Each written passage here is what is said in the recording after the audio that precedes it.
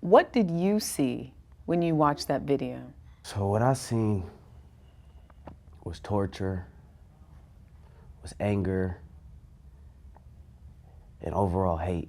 A helpless man, and I see myself in him because I am his son. I felt helpless. It was just something that was out of control, something I couldn't control. It replays back all the time in my head. I could be in the shower or driving.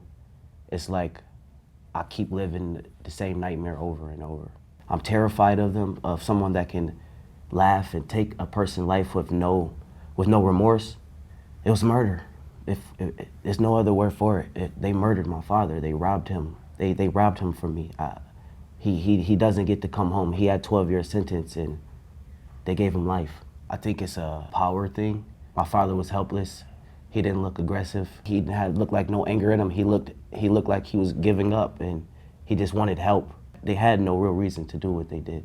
Your father was convicted of stabbing his ex-girlfriend, your mother. Yes. And that's why he was serving a 12-year sentence. You're his son.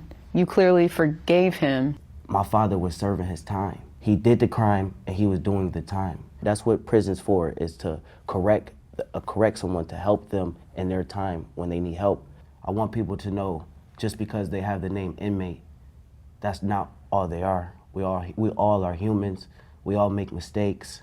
And he was a great man, regardless of his situation. My father was also writing his own little book about his life and everything he had to go through, and he just wanted to reframe himself and change the narrative on him. He just had big dreams to change his life around. Sometimes it's hard to even wake up and go to work, and it's scary sometimes for our safety, and it's scary that we're still having to deal with this in 2025. The world needs to see the video.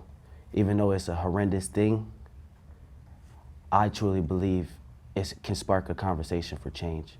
I want to where they can't do that to the next person. I want my father's legacy and his name to last forever, and not just from pain, but also for making a change to the world.